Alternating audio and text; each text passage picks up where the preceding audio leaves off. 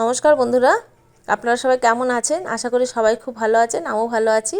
তা আজকে আমি এখানে নিয়ে চলে আসলাম কলার বড়া। তা কীভাবে করি কলার বড়াটা সেটাই আপনাদের দেখাই। তা কলা নিয়ে নিয়েছি, নারকেল কোড়া, চিনি, মৌরি, চালের গুঁড়ো আর নিয়েছি সুজি। এবার সব উপকরণগুলো আমি এক এক করে মিশিয়ে নেব। ময়দা ছিল, কলা ছিল, এখানে ছিল নারকেল কোড়া, তারপরে চিনির সঙ্গে একটু মৌরিও দিয়ে দিয়েছি, পরিমাণ মতন সুজি দিলাম, আর দিয়েছি চালের গুঁড়ো। এই চালের গুঁড়োটা না গোবিন্দভোগ চালের গুঁড়ো করে আমি রেখে দিই।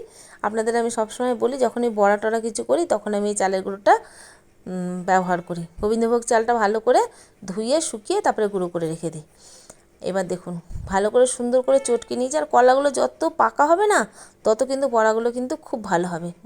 মজা কলা না বলে না, সেই কলাগুলো দিয়ে করলে বেশি ভালো হয়।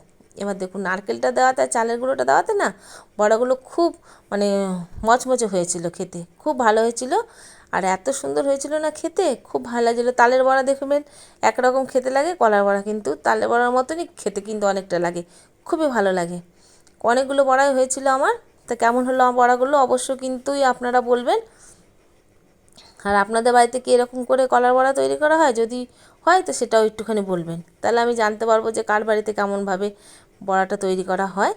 তা দেখুন কত সুন্দর হয়েছে বড়াগুলো, আর দেখতেও কত সুন্দর হয়েছে, খেতেও খুব ভালো হয়েছে। অনেকগুলো বড়া হয়েছিল, দেখুন কত সুন্দর হয়েছে। এখন খুব গরম, রাখি, ভালো থাকবেন সবাই, টাটা।